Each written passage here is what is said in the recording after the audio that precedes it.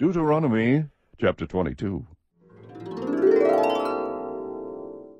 You shall not see your countryman's ox or his sheep straying away, and pay no attention to them. You shall certainly bring them back to your countryman. If your countryman is not near you, or if you do not know him, then you shall bring it home to your house, and it shall remain with you until your countryman looks for it. Then you shall restore it to him. Thus you shall do with his donkey, and you shall do the same with his garment, and you shall do likewise with anything lost by your countryman, which he has lost and you have found. You are not allowed to neglect them. You shall not see your countryman's donkey or his ox fallen down on the way, and pay no attention to them. You shall certainly help him to raise them up. A woman shall not wear man's clothing, nor shall a man put on a woman's clothing. For whoever does these things is an abomination to the Lord your God. If you happen to come upon a bird's nest along the way in any tree or on the ground with young ones or eggs, and the mother sitting on the young or on the eggs, you shall not take the mother with the young. You shall certainly let the mother go. But the young you may take for yourself, in order that it may be well with you, and that you may prolong your days. When you build a new house, you shall make a parapet for your roof, so that you will not bring blood guilt on your house if anyone falls from it.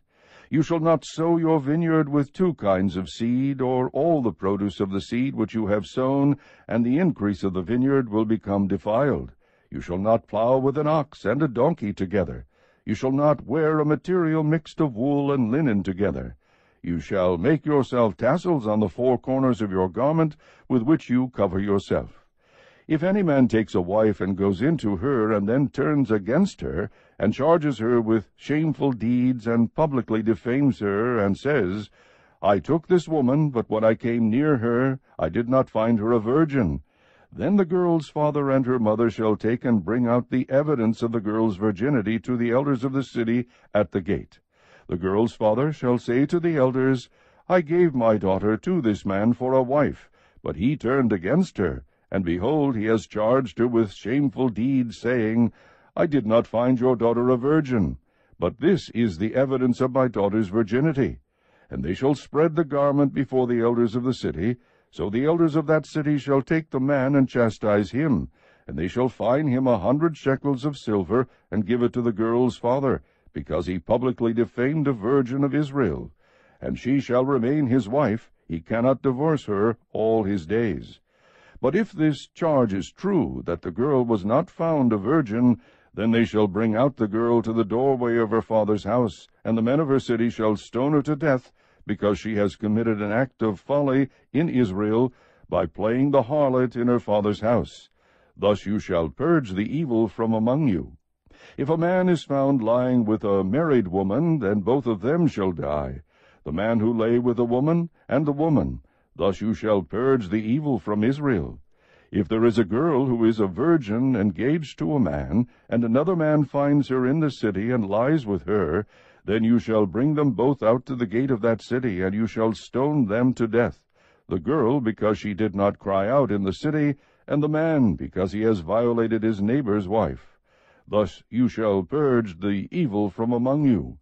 But if in the field a man finds the girl who is engaged, and the man forces her and lies with her, then only the man who lies with her shall die. But you shall do nothing to the girl. There is no sin in the girl worthy of death. For just as a man rises against his neighbor and murders him, so is this case. When he found her in the field, the engaged girl cried out, but there was no one to save her. If a man finds a girl who is a virgin, who is not engaged, and seizes her and lies with her, and they are discovered, then the man who lay with her shall give to the girl's father 50 shekels of silver, and she shall become his wife, because he has violated her. He cannot divorce her all his days. A man shall not take his father's wife, so that he will not uncover his father's skirt. Chapter 23. No one who is emasculated or has his male organ cut off shall enter the assembly of the Lord. No one of illegitimate birth shall enter the assembly of the Lord. None of his descendants, even to the 10th generation, shall enter the assembly of the Lord. No Ammonite or Moabite shall enter the assembly of the Lord. None of their descendants, even to the 10th generation, shall ever enter the assembly of the Lord, because they did not meet you with food and water on the way when you came out of Egypt, and because they hired against you Balaam, the son of Beor, from Pethor of Mesopotamia, to curse you. Nevertheless, the Lord your God was not willing to listen to Balaam, but the Lord your God turned the curse into a blessing for you, because the Lord your God loves you. You shall never seek their peace or their prosperity all your days. You shall not detest an Edomite, for he is your brother. You shall not detest an Egyptian, because you were an alien in his land. The sons of the 3rd generation who are born to them may enter the assembly of the Lord. When you go out as an army against your enemies, you shall keep yourself from every evil thing. If there is among you any man who is unclean because of a nocturnal emission, then he must go outside the camp. He may not re-enter the camp. But it shall be, when evening approaches, he shall bathe himself with water, and at sundown he may re-enter the camp. You shall also have a place outside the camp, and go out there, and you shall have a spade among your tools, and it shall be, when you sit down outside, you shall dig with it, and shall turn to cover up your excrement. Since the Lord your God walks in the midst of your camp to deliver you, and to defeat your enemies before you, therefore your camp must be holy, and he must not see anything indecent among you, or he will turn away from you. You shall not hand over to his master a slave who has escaped from his master to you. He shall live with you in your midst, in the place which he shall choose in one of your towns, where it pleases him. You shall not mistreat him. None of the daughters of Israel shall be a cult prostitute, nor shall any of the sons of Israel be a cult prostitute. You shall not bring the hire of a harlot or the wages of a dog into the house of the Lord your God for any votive offering, for both of these are an abomination to the Lord your God. You shall not charge interest to your countrymen, interest on money, food, or anything that may be loaned at interest. You may charge interest to a foreigner, but to your countrymen you shall not charge interest, so that the Lord your God may bless you in all that you undertake in the land which you are about to enter to possess. When you make a vow to the Lord your God, you shall not delay to pay it, for it would be a sin in you, and the Lord your God will surely require it of you. However, if you refrain from vowing, it would not be a sin in you. You shall be careful to perform what goes out from your lips, just as you have voluntarily vowed to the Lord your God what you have promised. When you enter your neighbor's vineyard, then you may eat grapes until you are fully satisfied, but you shall not put any in your basket. When you enter your neighbor's standing grain, then you may pluck the heads with your hand, but you shall not wield a sickle in your neighbor's standing grain.